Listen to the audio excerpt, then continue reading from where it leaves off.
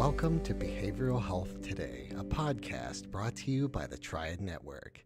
This podcast is designed to share trending topics occurring within the world and our communities and bring them a behavioral and mental health perspective. Welcome to Behavioral Health Today, a Triad production. I'm your host, Dr. Graham Taylor. My guest today is Natalie Liberman. Natalie is a licensed marriage and family therapist and a licensed clinical social worker. Natalie has been a faculty member at Jerry Grossman Seminar since 2012 and as an adjunct faculty at Pepperdine University Graduate School of Education and Psychology since 2015.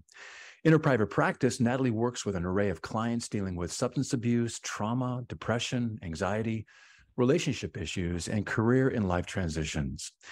Today's show is going to be more of a human interest-focused show as we discuss with Natalie her life, her personal growth, and her work in therapy with the inclusion of psychedelics. Natalie, I want to welcome you to the show. Nice to have you here.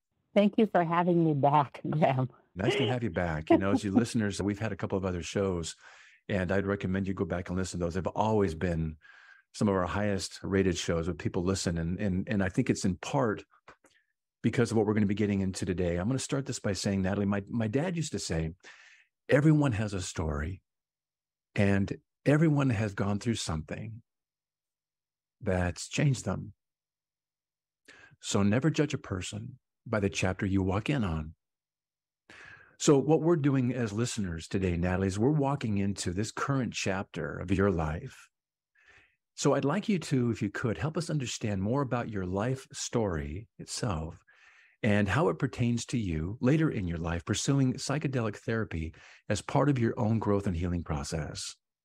What an amazingly wonderful, insightful question, Graham. I could not agree more with the statement that you had made, is that we all are, in essence, actors in life, as Shakespeare had said. The challenge becomes is that most people lose sight of the fact that a lot of people finding themselves having to play a part that they didn't audition for. And then they get to the Saturdays of their lives and they have a lot of regrets, they have a lot of challenges, and there is no do-over. That's right. And as a trauma-focused therapist, I have the honor and the privilege of holding a very sacred space for my clients.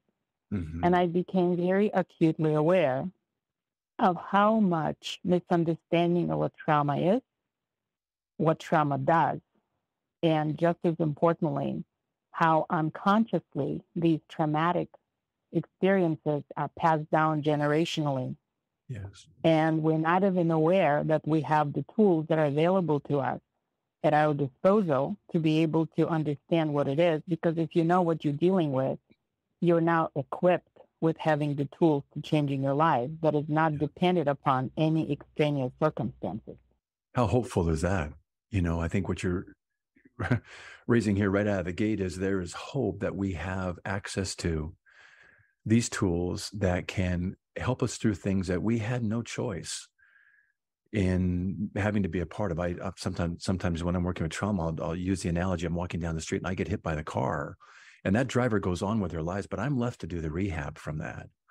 And when you name, it's funny, our producer, Peter, and I were talking before the show about transgenerational trauma being handed down through generations, usually unconsciously. And we're going to talk a little bit about primary conscious, secondary conscious today as we go through the show, because things get passed down unknowingly that we carry, we're a part of, we're in a roll around, but we're responsible for the healing in that. Just give us a sense again of your story. You weren't born and raised in America. You had a history prior to coming here. So give us just a kind of a pithy understanding of that. It's a really nice preview into how all of this actually started in my life journey. As you had mentioned, I was born in the era of communism. I was born in Soviet Union. I was born in the Republic of Ukraine. I immigrated to the United States when I was 18, and I left the communist country. A few years later, because of perestroika, the world has known what had happened. However, when I was 14, one of the worst nuclear accidents had happened in Chernobyl.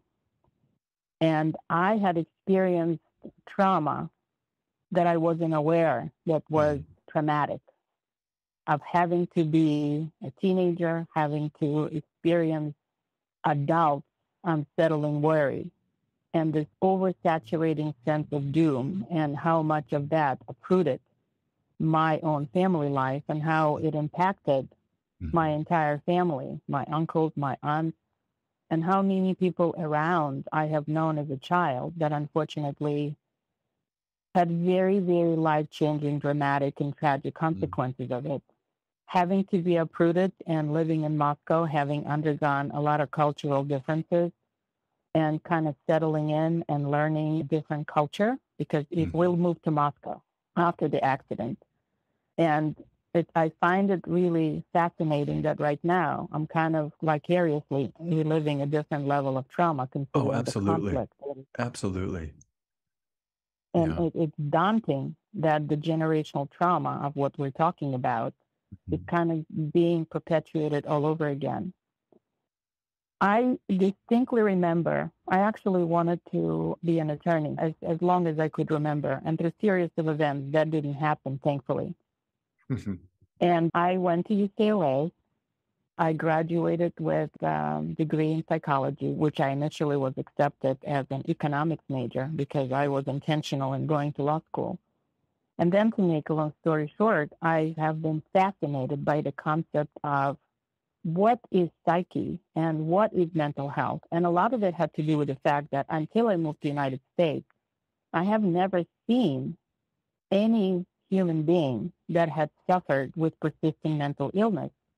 And I've never known that people experience any level of psychological challenges. The word of depression in the area where I grew up wasn't around. Anxiety was not a concept. Everybody learned to survive without even knowing that they were surviving. Exactly. I've had very profound drive towards understanding trauma and working with trauma clients. Very early in my training, I was told that it's a good idea to pick a focus because otherwise it's going to be difficult for you to be impactful with people. On some subconscious level, I just knew that I wanted to do trauma. I had become an EMDR certified clinician. I had immersed into understanding what is trauma, not in the sense of having what's called a big T, because I have had my own struggles with being a victim of being molested as a child by a stranger and having kept that secret until I was in my 40s. And having to have an understanding that the actual trauma in life is not the event itself per se, but what happens as a result of having to live with the consequences of having this event had occurred to you and where in your body it lives. It's interesting that you mentioned the example of being hit by a car, because that's exactly what had happened with my mother.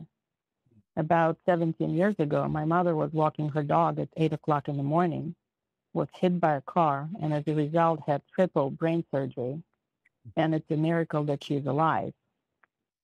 And having seen the struggles that come as a result of where do you move on as the other person has been able to resume their life, and really diving deep and understanding the generational trauma that had been passed down at least 3 generations that I'm aware of, and being really, really impacted by knowing most people that have been exposed generationally to traumatic experiences had never had an opportunity to update their nervous system in a way of not having to always live in a constant fear of things going wrong. Yeah, that's really good. You know, as you say that, I think that's a really key piece here. You're bringing in that part of our psyche has that nervous system relation piece to it, doesn't it? And what we know about therapy, the research-based and the best practices approach, you know, can include developing, you know, effective coping skills and strategies, building corrective emotional relationships, helping folks learn to carry pain more manageably and in such a way that it doesn't interfere with their lives, causing, you know, costly problems in their life, to say it that way. But what about those times, like you're saying, when someone is addressing a more complex, maybe even treatment-resistant, deeper trauma? And in these cases, these standard therapeutic approaches, as effective as they can be, they can't cross over into that realm because it's usually more kind of talk therapy, what we're going to referred to as kind of maybe addressing our secondary conscious. We'll get into that maybe a little bit more later in the show.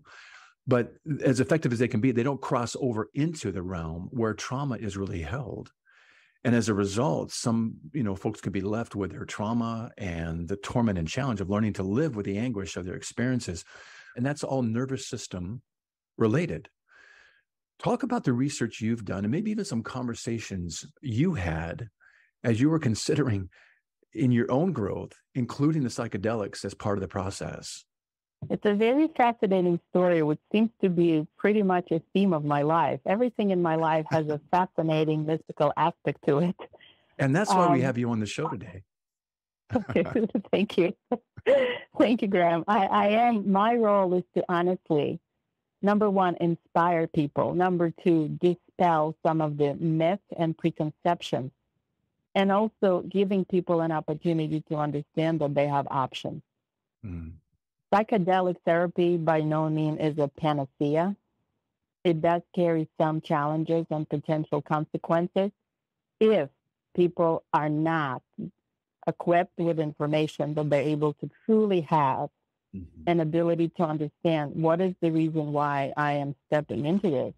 Yes. And what is my goal? What is my ultimate objective into this? I had learned about psychedelic world about 7 or 8 years ago. And at first, when I have heard it, I had, unfortunately, a very concrete preconceived notion that it's related to drugs. Mm-hmm. Once again, I've grown up in a country and during the time where there was a pervasive sense of alcoholism. In growing up with it, I've never been personally touched by it, but unfortunately, I had experiences in my life when I had seen people that were very close to me. Their lives were completely shattered by addiction. So the notion to me that you would be able to potentially take on a substance was scarier than any monster that I've ever read as being a child. Oh, my. And it took me probably a good 3 years for me to start being comfortable to even entertain the idea. Let me just go with the curiosity. Let me find out what other people's experiences have been. But what really, really turned the corner for me, a few years back, I attended a conference, and it happens to be that Dr. Bessel Denville-Cock was a presenter there. And he started to talk about his book, The Body Keeps the Score, and he started talking about doing FDA trial 1 phases of MDMA, and he was showing videos of recorded therapeutic sessions. And I will remember, well, first of all, I was sitting in the second row, and I couldn't help but to turn around because I had such a visceral reaction. I can't believe he's talking about drugs on the stage. Right. I literally had to make sure that I wasn't dreaming, and I turned around to make sure that he realized that there was a big audience. And that had completely changed my paradigm of understanding that, because I've read the book before. That's the reason why I wanted to go see them. And I understood that I'm fortunate to live at the time, and I'm very fortunate to live in a country where we do have an ability to speak about some of the new discoveries that we're making. And unfortunately, to be honest with you, psychedelics actually are not that new. It's that we had, because of political changes, and this was before the time I was born, with Nixon administration, where we began this war on drugs, and the information that we had discovered, how impactful it had been. MAPS, for example, I've learned that they've been around for over 40 years. It's remarkable. And for those people that don't know what MAPS are, I believe it stands for multidisciplinary approaches to psychedelic systems. And learning about it had really, really sparked my interest. I've also have been a big fan and a big admirer of Dr. Gabor Mate. He's an immigrant himself. He's been very passionate about teaching about substance abuse. And I have been, as a faculty at Pepperdine, that's actually one of the classes that I was initially brought in specifically to teach substance abuse. So I was fascinated, and I have a lot of passion and understanding of what addiction, what that looks like, and why people are finding themselves in a position where trauma disconnects us from ourselves. And these people are desperately trying to mitigate experiencing pain. And they think in their own way they're actually solving a problem, but in reality, they're actually creating a monster that overwhelms them and overtakes them. Yeah. So that had caused that interaction with watching Bessel van der Kolk and hearing personal experiences of Gabor Mate when he was talking about the fact that he was working with cancer patients and he was doing psychedelic journeys himself. I was absolutely astounded that all of this information has been right in front of me, and I've been fighting it. I've been really, my conscious mind was really fighting the notion that this is something that I could potentially explore. And I think that, once again, on the subconscious level, I've learned that psychedelics actually amplify what's in our mind. And oftentimes, the conscious mind is so strong and it's afraid to go exploring because unknown is scary. We'll be right back after word from our sponsor. Continuing education is both a requirement and a learning opportunity, but finding the right CE provider can be challenging. AATBS, a triad company, offers continuing education for psychologists, social workers, marriage and family therapists, counselors, and behavior analysts. CE courses are available both individually and as part of our new All Access Pass. All Access Pass provides a library of over 250 unique courses. That's more than 800 hours of CEs, with new courses being added every month. As a special offer, Behavioral Health Today listeners can save 15% on CE purchases. Visit us at aatbs.com/BHT and enter promo code BHT15 during checkout. That's aatbs.com/BHT. Check out our library and check off your CE requirements today.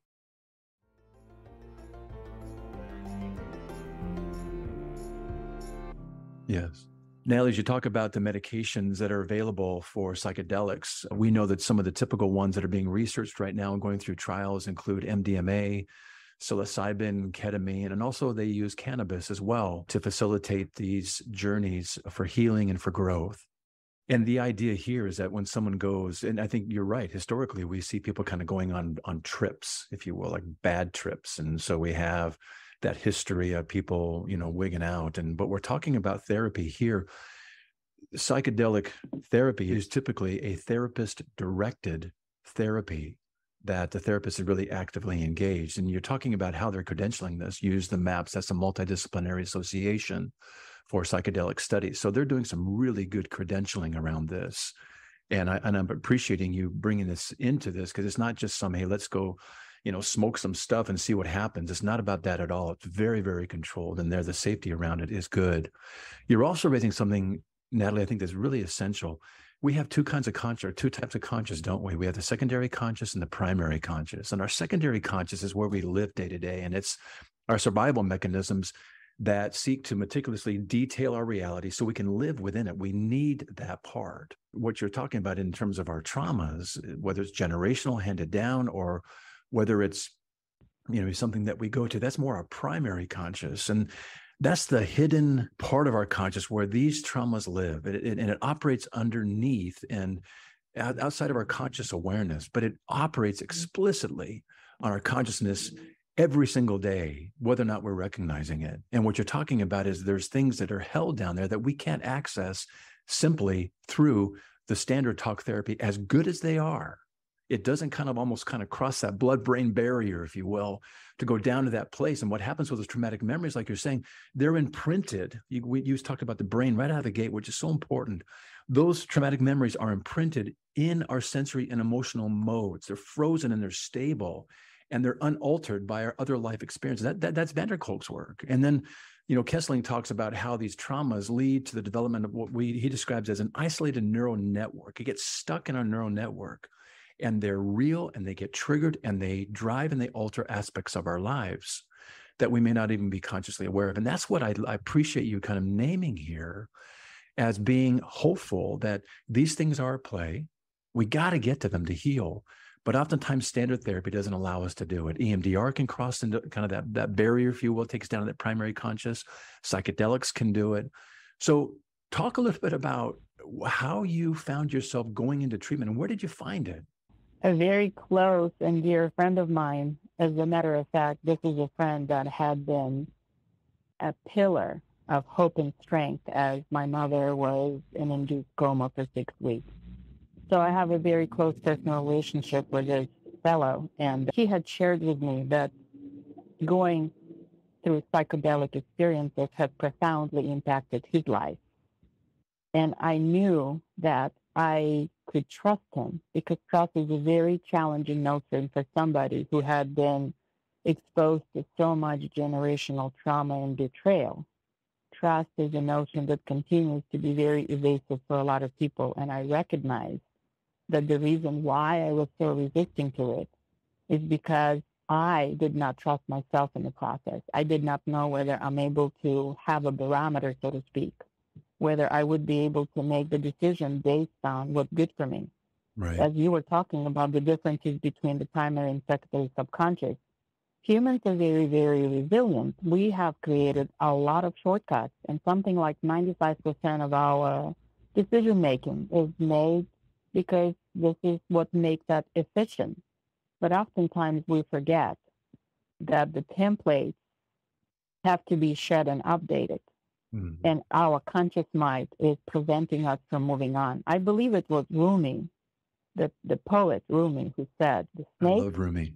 that is unable to shed its skin does not deserve to live. Really good. And I wonder, speaking from personal experience, how many of the layers of shedding skill I could have possibly done had I embarked on this experience earlier on. Can you go over that Rumi poem? I absolutely love Rumi. Can you go over that poem one more time for us? Rumi had said that the snake that is not able to shed its skin does not deserve to live. Yeah. It's really good. So you're looking maybe to shed some layers here as you're going into your own work. Walk us through kind of where you went and what the steps are as you get prepped for the psychedelic therapy and the experience of it. Walk us through it, would you? I would love to. I have had probably about 10 psychedelic journeys now. Okay. As you are saying, and I'm a big wordsmith. I love because I had to learn English as an adult. English is a third language in which I'm fluent in. Wow. And I find words are incredibly impactful. So I've learned that there is a big difference between a trip as opposed to a journey. Very good. A trip, when you go on a trip, your destination is known to you. You have an itinerary and you know where you're heading. A journey, by definition, means that you're going to a place where you don't know where you're going. So going into the psychedelic journey, and the important aspect that I've heard a shaman sharing, when you go through hell, it is important not to stop to sightsee. I have gone through my sheer experiences, real world hell, and I've never really had an interest in sightseeing. And I have to tell you, I haven't had a journey that was not impactful, and I've never experienced things that felt out of control. Every journey that I have been on had provided me such an impactful insight for myself to be able to see who I am.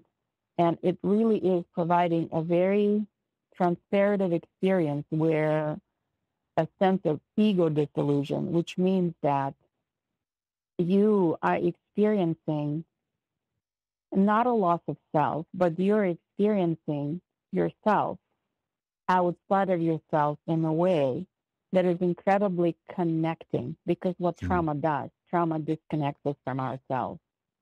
And the journeys that are supposed to be, this is part of the actual work.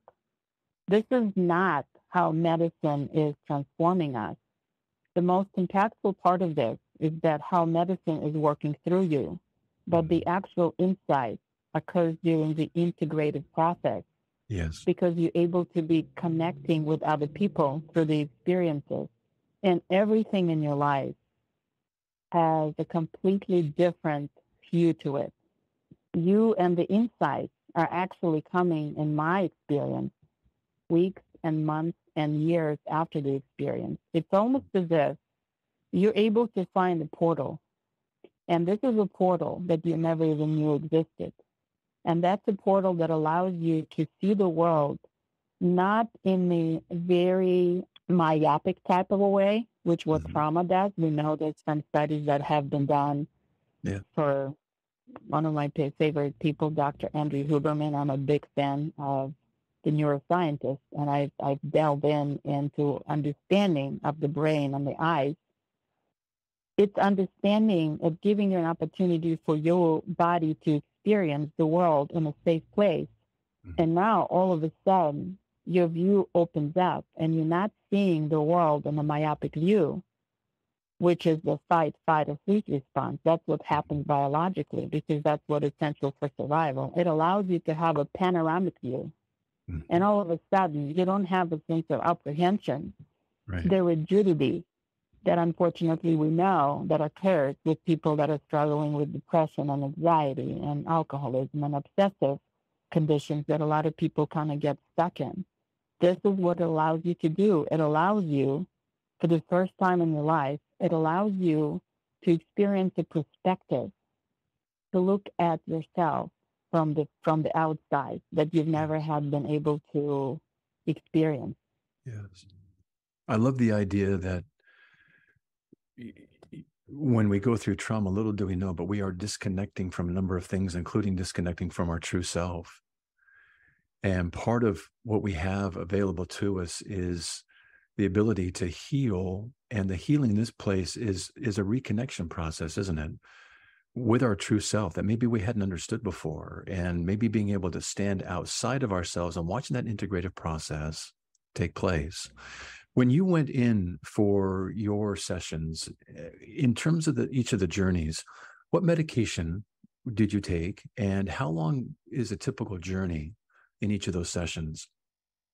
I've been started out with Kana, and Kana it's a heart opener. In essence, it's a plant that what it basically does, it acts in serotonin 2 receptors, which are very, very much overwhelmingly present in our cortex. And as we know, serotonin is also one of the major neurotransmitters of people that have depression and anxiety and obsessive compulsive stuff and alcohol specifically.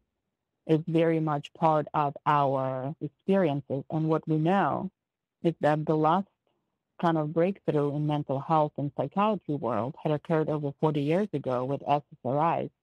And based on looking over and reviewing placebo effects, our success rate is pretty marginal in terms of the efficacy. If you look at the placebo of the active medication, this is another reminder how incredibly powerful our mind is. If you're going into an experience and you're anticipating and expecting it to help you, it absolutely will. So my first experience was I was given a Kana, and I was told that this is going, and my biggest concern was, up until maybe 5 years ago, I've never experienced what it's like to be even a little inebriated. This is how much trauma I have had, that I was absolutely petrified of losing control. Yes. I've never had more than a glass of wine in my entire life up until 5 years ago. And I would drink maybe 2 glasses a year because I have seen the devastating impact of it. So I was really concerned over being under the influence, so to speak. So when I was given a pill of Kana and I was told it's a heart opener, I had a difficult time wrapping my head around what in the world is a heart opener. I don't think my heart is closed. I am the most sympathetic person. I have empathy for everybody. Right. I've always felt like one of the things that I pride myself is that my heart has always been very sensitive. And I was astounded that about 30 minutes into it, I had a flood of tears. It's almost as if somebody had opened a faucet. And these were not tears that you would think about crying. These were the tears of the most impactful release that I have ever been able to experience. And I remember thinking, how is it possible that human body is capable of storing so much liquid? I was just astounded. Where is this reservoir and where has it been? I've been carrying this the whole time. Little did I know it. And how can one store and carry so much? Yes. And I realized in hindsight that this was the shedding that I've never had been able to experience, the emotional shedding. And during my very, very first journey, I've gotten psilocybin.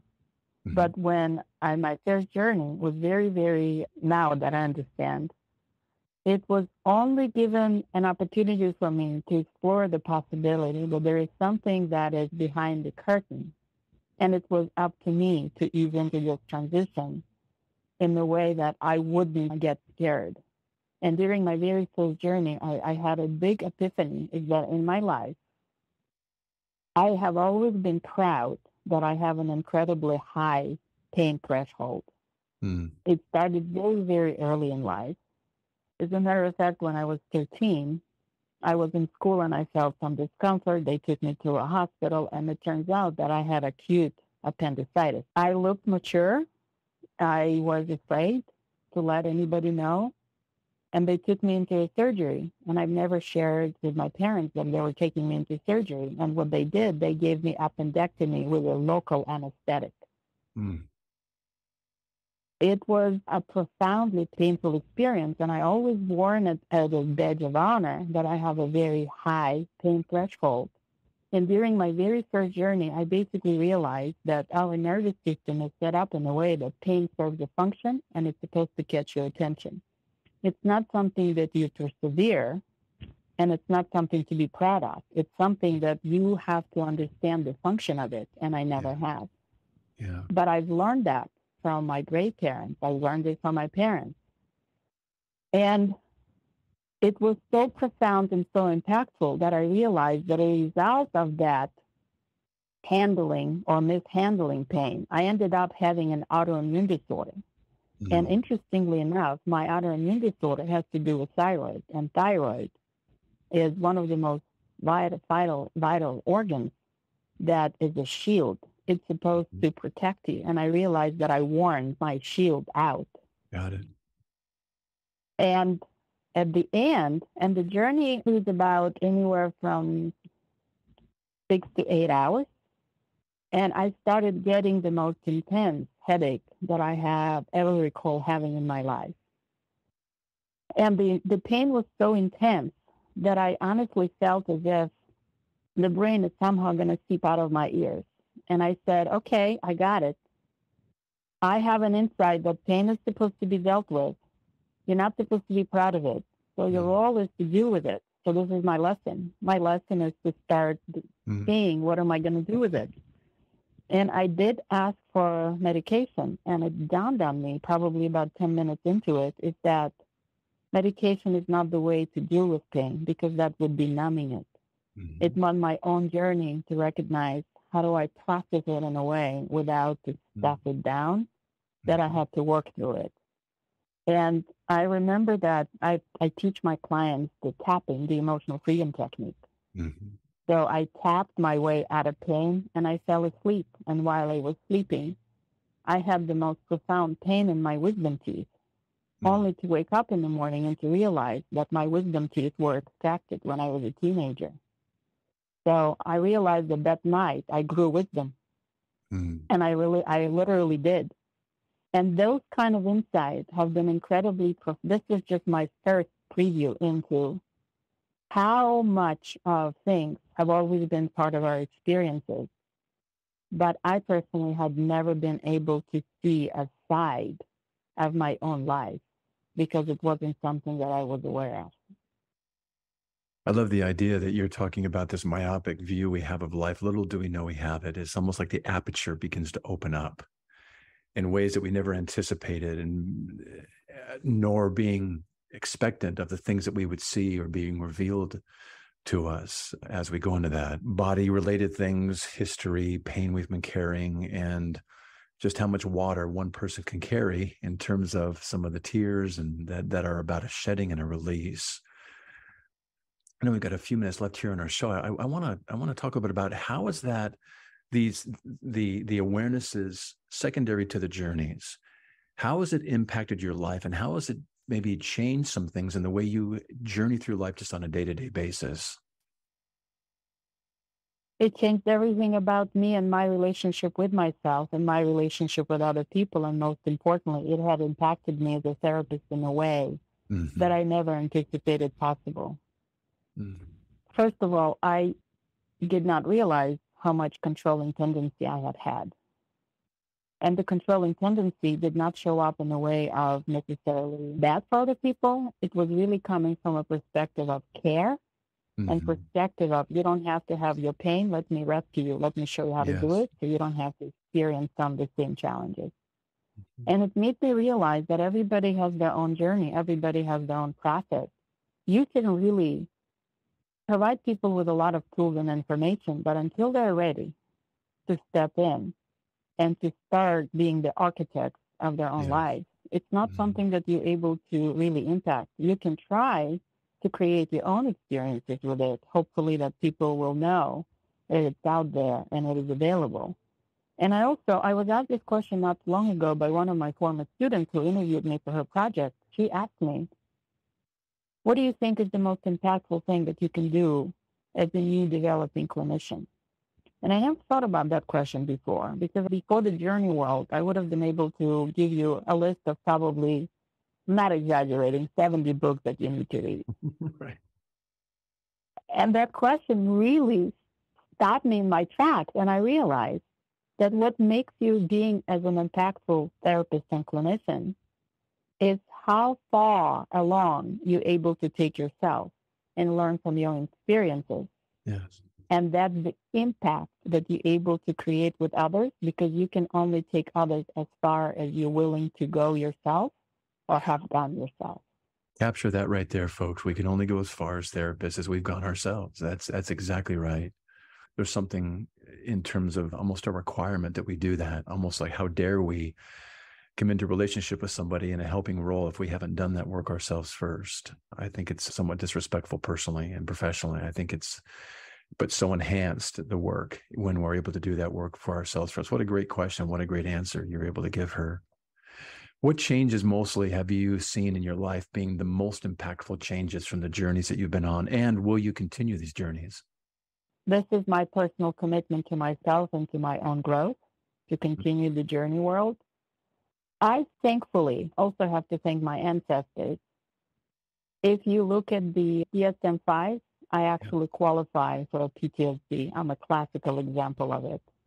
However, I've been fortunate that I have a lot of resiliency, and I've been able to really work through a lot of challenges in life. What I've learned in this whole process is that people hurt people, but people have a capacity to heal people. You bet. And the community and the integration process, because this is the biggest misconception, that you go in, you take medicine, and it changes your life because you have a lot of insight. All of the changes that are going on, I would say, and I believe I heard Rick Dublin actually said, that anywhere from 80 to 90% of changes that are happening as a result of journeys is what happens during the integration process. Yes. And integration process is even more important than the journey itself, because it allows you to have an experience of seeing the world through the eyes of other people. Yeah. Because it's very scary to go to a place you've never been. But when you're able to hear other people's stories and you realize how much more in common as a human race we have, and how we have been dealing with so many similar challenges in such a similar way, and collectively, that actually really provides that impetus for really knowing that it's going to leave you so very much open and flexible to possibility, so rigidity in your life no longer serves the purpose. Yeah, so good. You said at the very beginning of our show, those things that we've done to take care of ourselves unknowingly, whether it's to numb ourselves with substances or even to maintain a certain rigidity, like you're mentioning right now, those were some of our security operations. Those were the best ways that we took care of ourselves, really our secondary conscious functioning at its best to help us survive. But those are the things that get in the way and actually contribute to more pathology or more difficulty in our lives. The very things that kind of take care of us actually become the stumbling blocks for us from really growing. And I know that one of the ways that the psychedelics really help is to kind of help us understand that piece and not to have those anymore, and that integrative process with who we really are being really facilitated with this type of therapy. You know, as we come to a close for today, Natalie, I'd like you to leave our listeners just kind of with a message, kind of a takeaway message regarding psychedelic therapy and any hope that you might want to leave them with as they might even be considering that as part of their own growth and healing. I think one of the kind of fundamental messages that I would like to share with others that has been incredibly impactful with me is that I recognize that our sense of control is your first cousin to fear. The more you fear, the more you're going to want to have a sense of control in life. Whether your partner comes home and they're in a pissy mood and you want to rescue them and find out how do you fix it, whether it's about the perception other people have of us. This work allows you to have an opportunity to connect with that earlier part of self that will ultimately create for you an opportunity and a possibility to re-engage and reconnect with yourself. And when you have that chance of connecting with yourself because you no longer have to survive, that opens up a horizon for truly seeing people for everything that they are and everything that they bring in a completely different way where everything in life is changed. You're almost given an opportunity to hit a reset.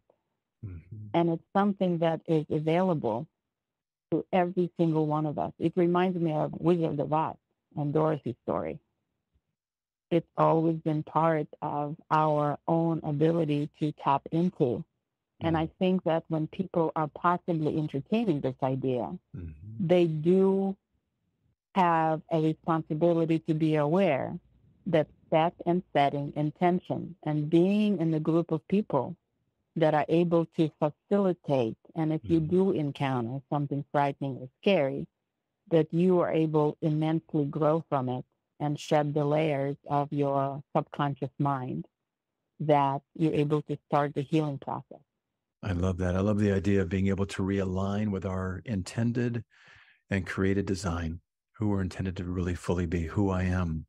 You know, as we wind down for today, give us some resources, maybe not the 70 books, but maybe some of the resources that you might encourage folks to take a look at to learn more about psychedelic therapy and also helping us learn more about you and your private practice. I believe that 2 books that everybody will absolutely learn from is the book by a very famous Michael Pollan. His first book is How to Change Your Mind. For those of people that I haven't encountered who Michael Pollan is, he is a really amazing journalist that started in the journalistic world because he was writing about food. And then he realized, because of the work that he's done, where he was really having access to really people that changed the world as we know it, Steve Jobs of the world, and people that revolutionize everything that we do, and kind of this is how his interest came to be. So his first book that he's written on the subject, How to Change Your Mind, and there's actually now a Netflix special. It's a 4-part series where Michael Pollan actually himself had gone on to these journeys to do various substances. And the second book that he released not that long ago, to my knowledge, it's called This Is Your Mind on Plans. I think this was a really cheeky way of getting back to all of the earlier misinformation that we were given. So the second book, This Is Your Mind on Plans. Also, there is a great 1-hour episode on Netflix, and it's called Fantastic Fungi. Paul Nemitz he shares a lot of his personal experiences of kind of understanding the world of fungi and how everything is connected in the world and how vast of a network it is. Really good. And ironically, just a couple of weeks ago, I found that on Netflix, there is a Turkish-produced series that is called Another Self. I was stopped in my track when I saw that this series is actually based on one of my most favorite books. And the name of the book is It Didn't Start With You, How Inherited Family Trauma shaped who you are and how to change it. So the Netflix series, it's in subtitles. It's called Very Another cool. Self. Talks about the subconscious mind and the journey and the things, the patterns that we get to replicate unconsciously. These are resources that I think will be very impactful for people to learn, not necessarily in a way that is preaching, but in a way of let's kind of quench your curiosity. Really good. We're going to put those on our site as well.